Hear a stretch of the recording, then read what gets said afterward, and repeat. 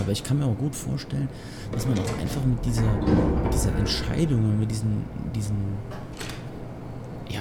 mit dieser Variante, wie man dann weiterlebt, auch irgendwie nicht klarkommt. Also ich kann mir schon vorstellen, dass es problematisch sein muss. Aber Did you know that the human body consists of up to 75 trillion individual cells? They typically don't stay with us till we die. Some live a few days, while others live a few years. We're not affected by their short lifespans, as they're replaced by new cells which help sustain our bodies. I don't think anyone would argue that we ever lose our persona due to this process. Yet we are clearly in a constant state of transformation. Then how do we remain the same?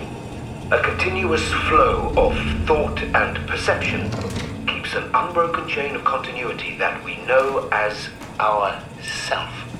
Our conscious mind is not the pattern of our brain, but a continuous emergent entity based on that pattern. When Dr. Chun populates the Ark, she is capturing a moment of our existence and placing it inside the digital world.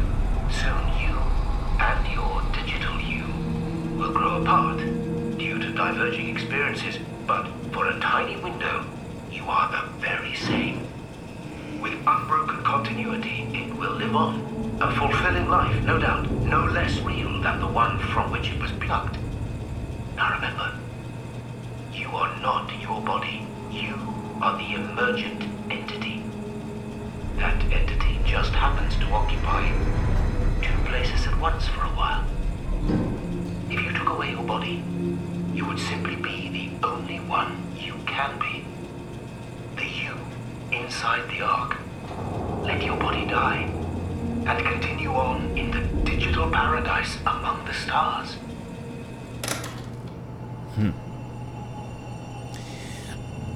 Also wenn ich das so höre und lese, erinnert mich das ganz markant an den Roman The 13th Floor, hieß der, glaube ich.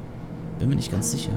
Da ging es auch um eine Welt in der digitalen, also eine andere Welt, die geschaffen wurde von Computerspezialisten und Programmierern. Und es gab die Möglichkeit, sich in diese Welt hineinzuversetzen. Und man lebte quasi in dieser Welt, als wäre man tatsächlich existent. Und nein, ich verrate nicht so viel. Lest das Buch einfach. Ich gucke nochmal nach. Wenn ich es rausgefunden habe, ob es wirklich so heißt, dann sage ich das beim nächsten Mal nochmal. Aber ich glaube, es war The 13th Floor. Aber fragt mich jetzt nicht, von wem das geschrieben wurde. Es war nicht Philip K. Dick. Aber da wird auch so mit dieser Art von Existenz gespielt, mit diesem Verständnis, ob man existiert oder nicht. Das ist hier fast so ähnlich. Wer weiß.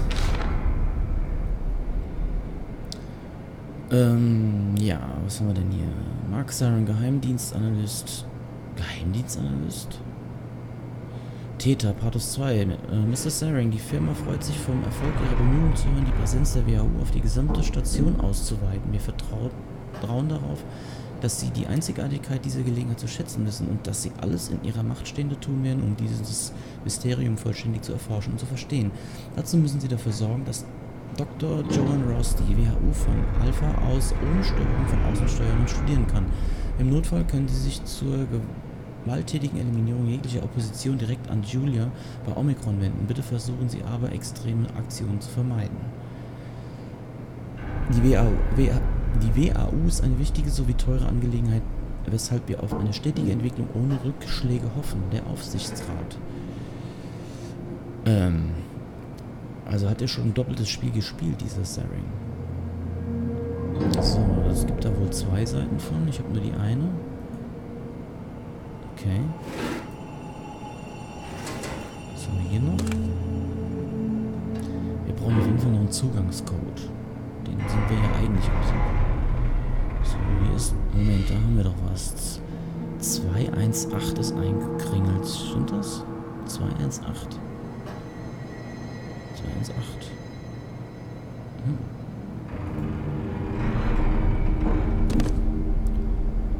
Könnte was sein. First Code 218. Den probieren wir auf jeden Fall nachher. So, was haben wir hier noch? The Nature of Identity. Fragen über das Selbst. Wer sind Sie? Was bedeutet es, ein Mensch zu sein? Werden Sie von Ihrem Körper oder Ihrer Umgebung definiert oder beschränkt? Beiden Ansätzen kann man sich nur äußerst schwer nähern, ohne dass die eigenen Antworten von pragmatisch oder spirituell veranlagten Menschen entkräftet bzw. verklärt werden. In diesem Werk führt sie Pavlina Martinu, Philosophieprofessorin der Karls-Universität Prag, durch die Geschichte großer Denker und was sie über die Identität zu sagen haben. Da haben wir es wieder. Ja, was bin ich, wer sind wir, wo gehen wir hin und wie wird dieses Spiel enden?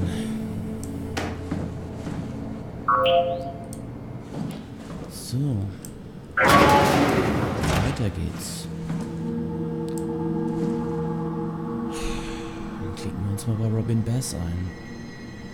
Ach ne, da waren wir ja vorhin, wir sind von da aus gekommen. Genau, in die Richtung müssen wir. Gut. Tür zu. So, und jetzt versuchen wir es nochmal hier.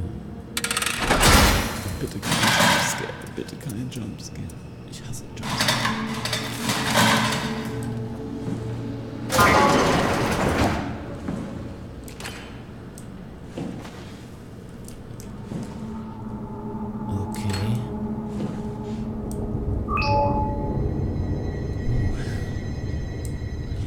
Licht.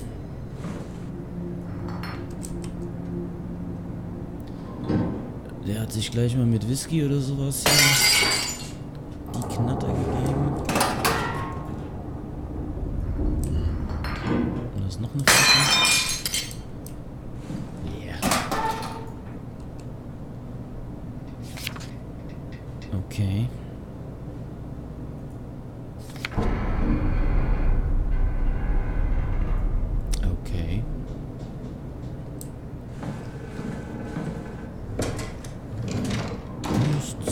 Nichts.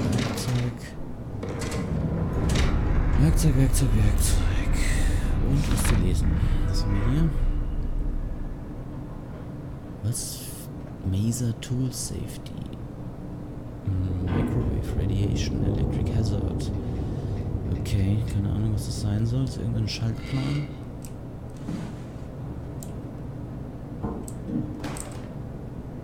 Take Reverence.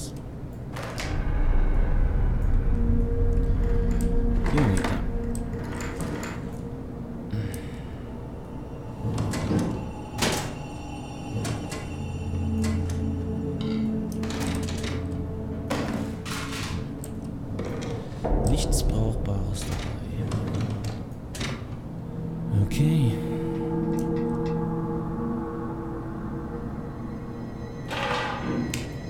Ein bisschen Strom sparen. Man weiß ja nie, wofür wir das alles noch gebrauchen. So, was haben wir noch? Nichts mehr.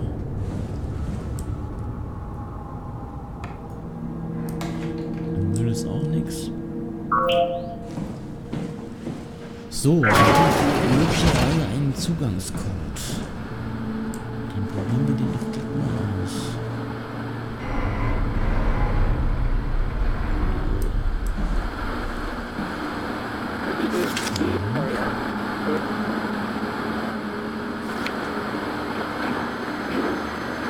Was sind das für Geräusche? Vorhin doch noch nicht da, oder?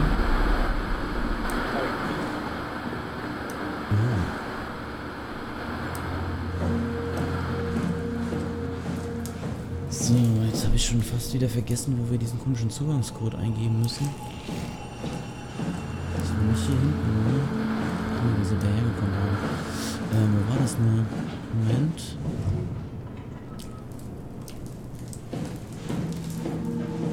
Hier nicht, ne? Genau, von da sind wir gekommen. Die Tür ist immer noch zu, dann müssen wir zurück. Naja, wenigstens in der Hinsicht macht uns das Spiel es ein bisschen leichter.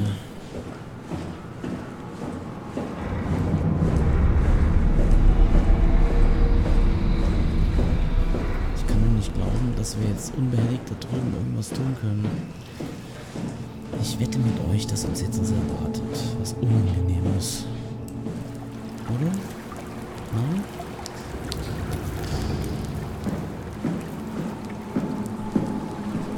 Okay, let's fetz.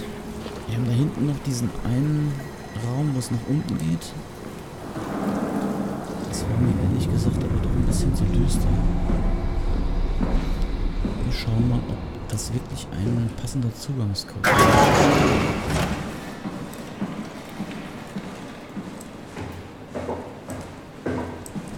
Find someone who knows the security cipher. Ja.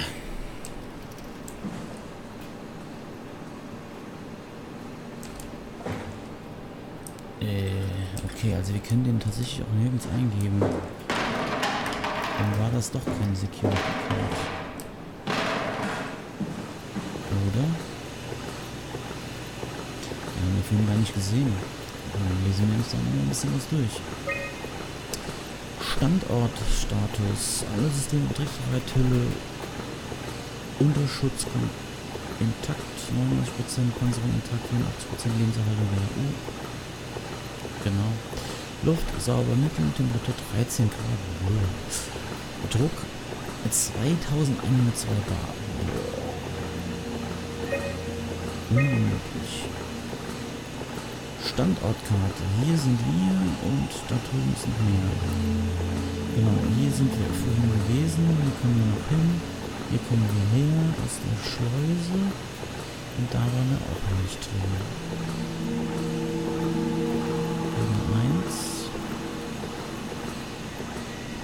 Also arg viel können wir mit der Karte nicht anfangen. Kein fotografisches Gedächtnis. Personal. Wollen wir die jetzt alle mal durch? Nee, müssen wir nicht mehr.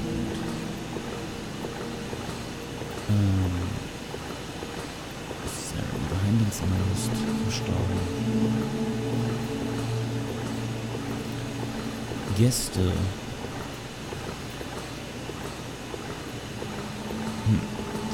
Okay. Hier können wir nichts machen. Also, wir müssen weiter suchen nach dem Zugangscode, beziehungsweise nach einer Person, die diesen Zugangscode haben könnte. Da waren wir davon schon. Genau. Ich frage mich, ob diese umkringende Zahl irgendwas bedeutet hat. Genau, das Omnitor können wir jetzt nicht benutzen, also wir müssen tatsächlich da hinten runter.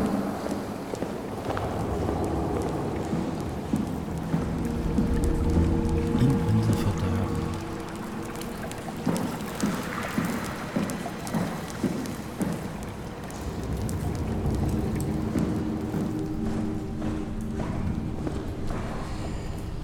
Okay, Leute.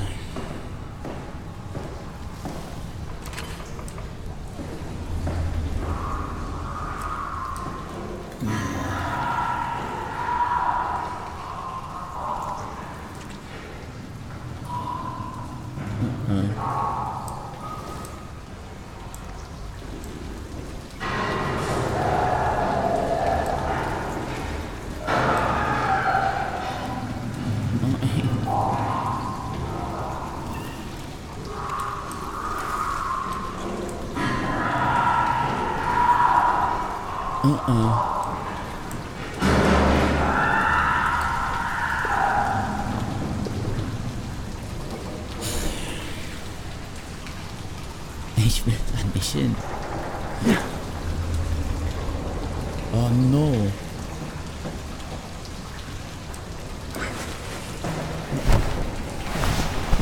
Komm ich wenigstens hoch, okay.